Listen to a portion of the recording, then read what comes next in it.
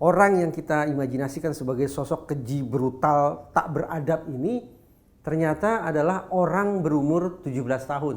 Dan orang berumur 17 tahun ini kepada pihak kepolisian mengaku bahwa dia melancarkan aksi pembunuhan plus mutilasi itu dikarenakan dia merasa sudah marah luar biasa.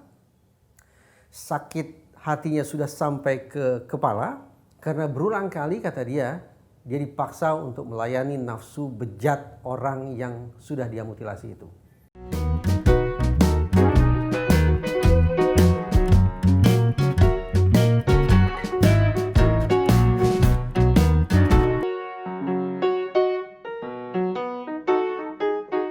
Saya bukannya mati rasa ya, tapi terus terang sepertinya tidak terlalu terguncang lagi saban kali menyimak pemberitaan tentang kasus pembunuhan plus mutilasi. Tapi itu biasanya, beda dengan kasus yang satu ini. Di Kalimalang, daerah-daerah sekitar perbatasan antara Jakarta dengan Bekasi, media bikin geger.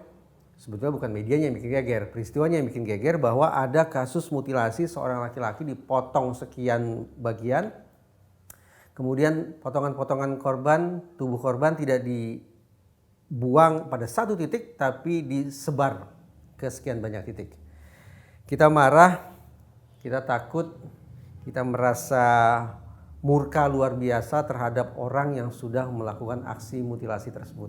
Tapi yang mengejutkan luar biasa ternyata berdasarkan informasi dari pihak kepolisian, orang yang melakukan mutilasi ini, orang yang kita sebut sebagai pelaku kejahatan ini, orang yang kita imajinasikan sebagai sosok keji, brutal, tak beradab ini ternyata adalah orang berumur 17 tahun. Dan orang berumur 17 tahun ini kepada pihak kepolisian mengaku bahwa dia melancarkan aksi pembunuhan plus mutilasi itu dikarenakan dia merasa sudah marah luar biasa. Sakit hatinya sudah sampai ke kepala karena berulang kali kata dia dipaksa untuk melayani nafsu bejat orang yang sudah dia mutilasi itu. Nah, ini kita bicara lagi-lagi tentang ternyata di balik kasus pembunuhan plus mutilasi ada kasus penyimpangan orientasi seksual. Laki-laki membuncahkan nafsu seksualnya dengan laki-laki. Kenapa saya katakan peristiwa ini jadi super mengejutkan adalah karena sekali lagi orang yang melakukan tindakan mutilasi ini umurnya masih 17 tahun. Berarti kalau kita baca Undang-Undang Perlindungan Anak, si pelaku ini masih berada pada kategori usia anak-anak. Undang-undang mengatakan yang disebut sebagai anak-anak adalah usia 0 tahun, berarti masih dalam kandungan sampai sebelum 18 tahun. Si pelaku umurnya 17 tahun, berarti sekali lagi dia masih usianya kanak-kanak. Itu yang pertama. Yang kedua, kalau memang benar bahwa tindakan pembunuhan plus mutilasi itu dia lakukan karena sudah tidak tahan lagi terhadap perlakuan orang yang dia mutilasi karena harus berulang kali melayani nafsu bejat si korban tersebut, maka boleh jadi anak yang berumur 17 tahun ini tidak murni sebagai pelaku. Dia adalah korban. Korban apa? Korban kejahatan seksual. Korban kejahatan seksual dari orang yang kemudian dia bunuh lalu dia mutilasi.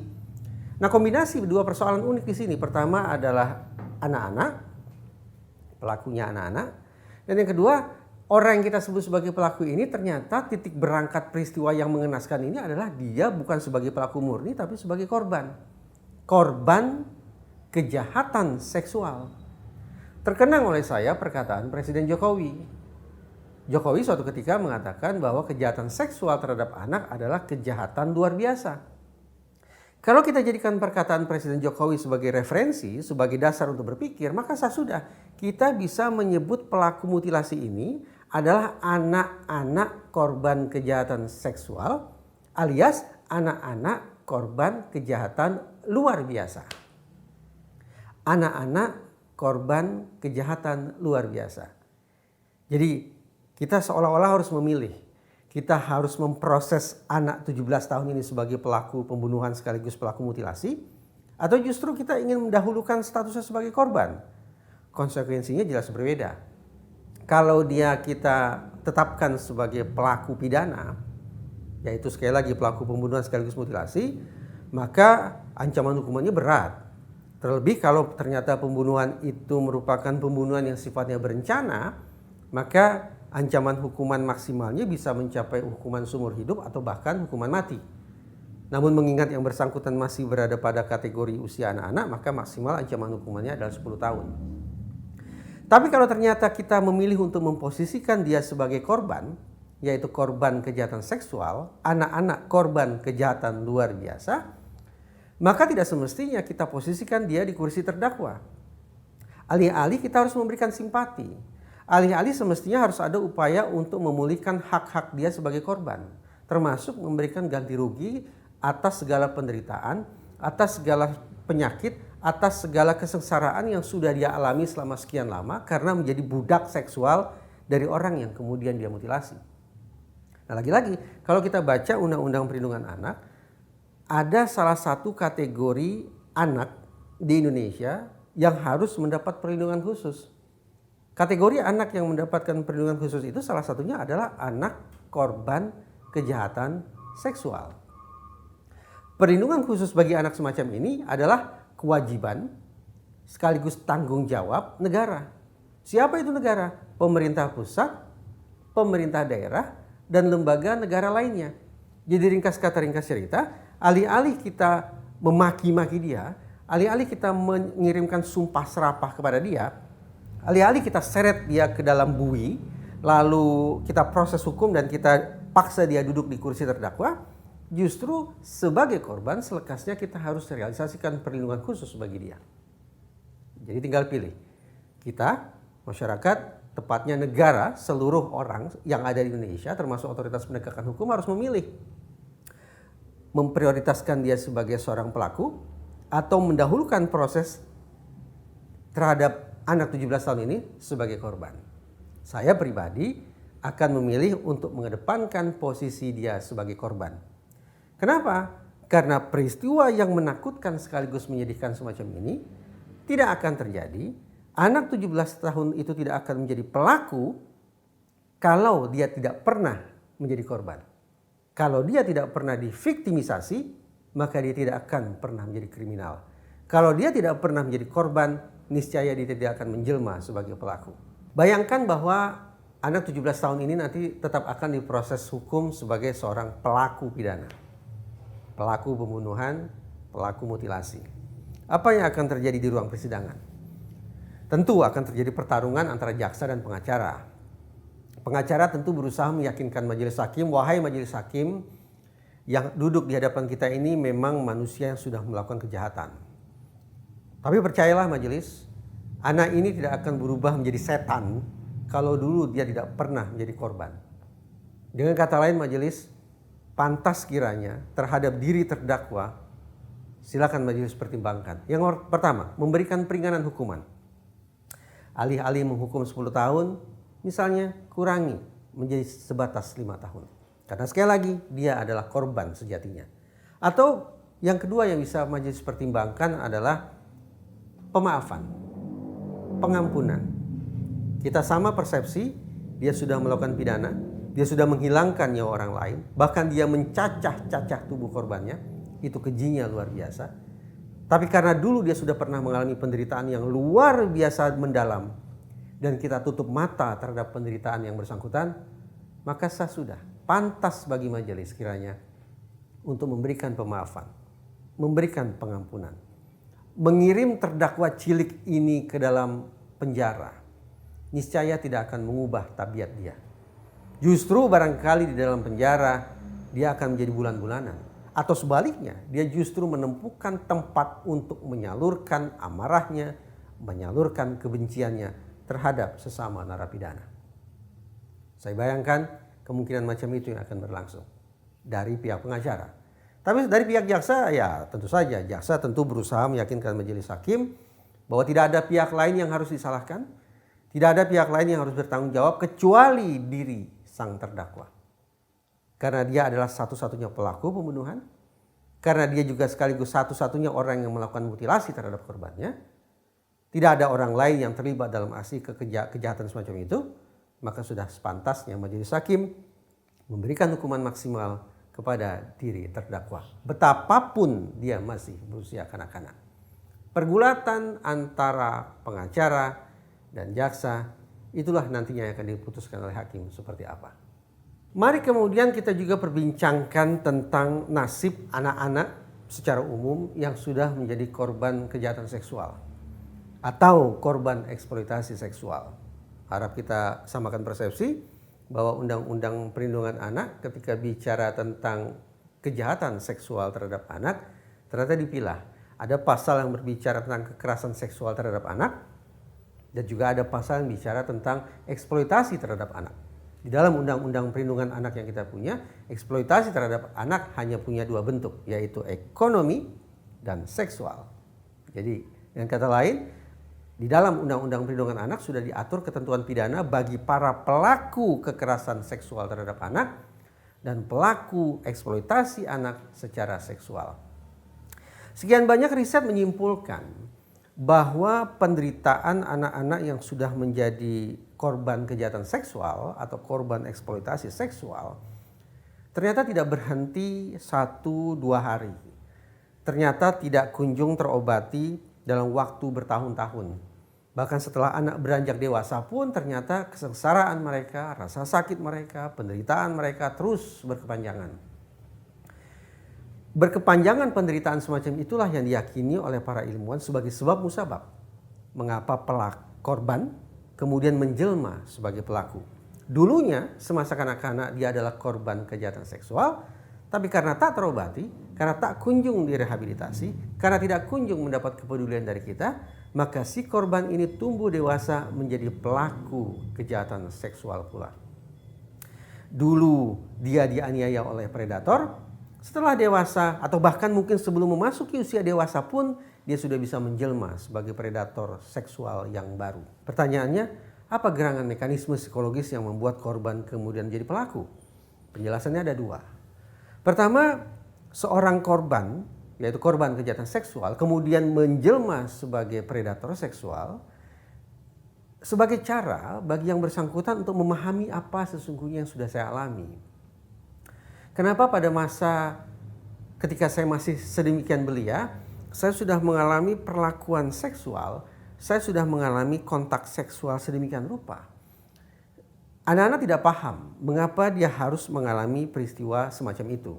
Anak-anak juga tidak bisa memahami mengapa dia harus merasakan perasaan tertentu ketika dia menjadi objek kekerasan seksual itu.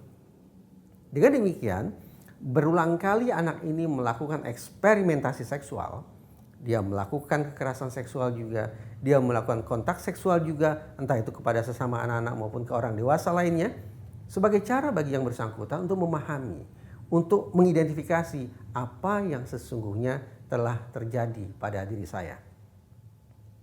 Itu mekanisme pertama. Mekanisme yang kedua adalah seorang korban kemudian tumbuh dewasa menjadi pelaku kejahatan seksual adalah sebagai manifestasi dendam. Dia merasakan sakit, dia merasa terhina, dia merasa menjadi sampah, dia merasa menjadi makhluk yang tak berdaya, dan cara dia mengkompensasikan segala macam perasaan inferior itu adalah dengan mengekspresikan dendamnya, adalah dengan mengekspresikan amarahnya, adalah dengan mencari posisi superior dengan cara menyakiti anak-anak lain, juga secara seksual.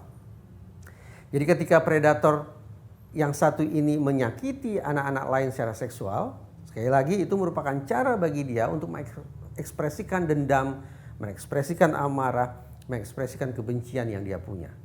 Segala macam perasaan negatif itu tidak bisa dia salurkan kepada orang yang dulu sudah menyakiti dia. Tapi karena perasaan dendam kesumat itu terus membara dan terus mendesak untuk disalurkan, maka anak yang kemudian menjelma menjadi pelaku ini mencari objek-objek, mencari sasaran-sasaran pengganti. Sasaran yang menjadi tempat bagi dia untuk menumpahkan amarah, kebencian, dan segala perasaan negatif lainnya.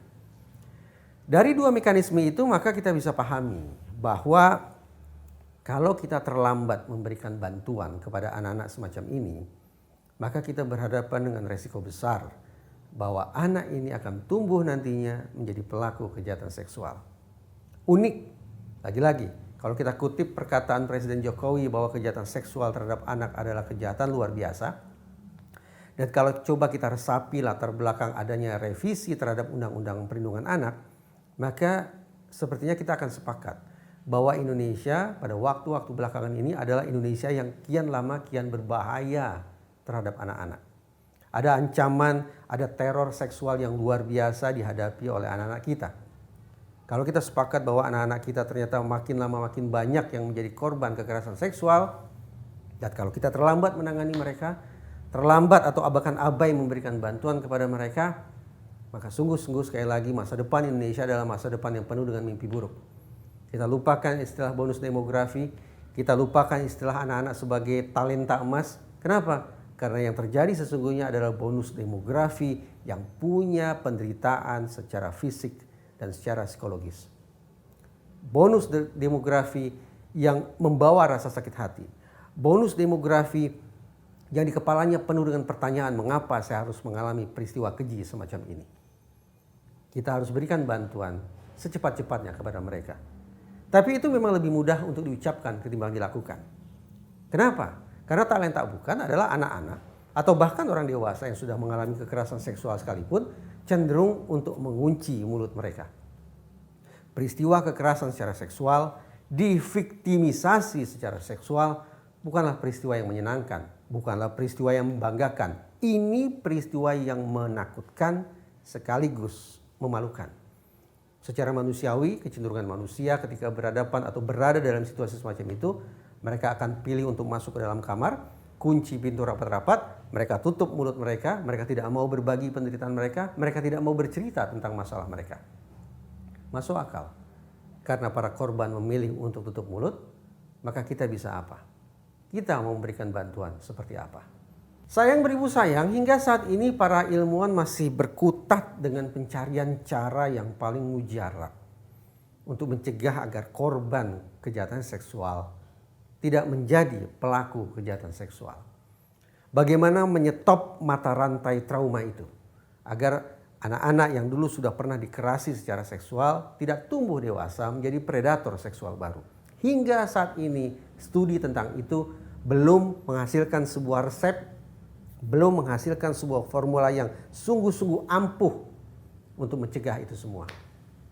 Tapi hitung-hitungan di atas kertas, para ilmuwan punya rumusan yang relatif sederhana. Sederhana untuk diucapkan, namun diyakini sangat sulit untuk dilakukan. Rumusannya hanya dua. Pertama, para korban kejahatan seksual sepatutnya tidak mengingkari masalah pelik yang sudah mereka alami. Jadi tetap membuka diri, tetap mengakui bahwa korban adalah orang yang pernah tersakiti. Dia tidak pernah ingkari itu. Dia tidak pernah coba hapus pengalaman getir itu dalam sejarah hidup dia. Dia mau hadir ke ruang persidangan untuk memberikan testimoni. Dia mau hadir dari satu panggung ke panggung berikutnya, memberikan penenangan, memberikan inspirasi, memberikan motivasi kepada sesama korban. Itu langkah pertama, yaitu bagaimana korban tetap mau membuka diri mereka. Langkah yang kedua yang direkomendasikan oleh para ilmuwan adalah bagaimana agar korban ini tetap membuka diri mereka bagi kehadiran orang-orang lain. Kecenderungan orang yang sedang bermasalah apa? Talenta bukan adalah saya ingin tutup diri saya rapat-rapat. Saya tidak ingin bersosialisasi, saya tidak butuh orang lain karena faktanya orang lain justru mendatangkan penderitaan bagi diri saya. Saya tidak punya lagi kepentingan untuk menaruh rasa percaya terhadap siapapun. Saya tidak punya lagi kebutuhan untuk berteman dengan siapapun. Kenyataannya ketika seorang korban kejahatan secara umum, wabil khusus kejahatan seksual memutuskan untuk memenjara diri dia, memasukkan diri dia dalam sebuah cangkang yang tertutup rapat, penderitaan itu justru berlipat ganda. Kenapa? Karena dia tidak bisa katarsis, karena dia tidak bisa menemukan tempat untuk berbagi isi hati. Dia tidak punya teman untuk bertukar pikiran tentang bagaimana menjalani hidup lebih konstruktif.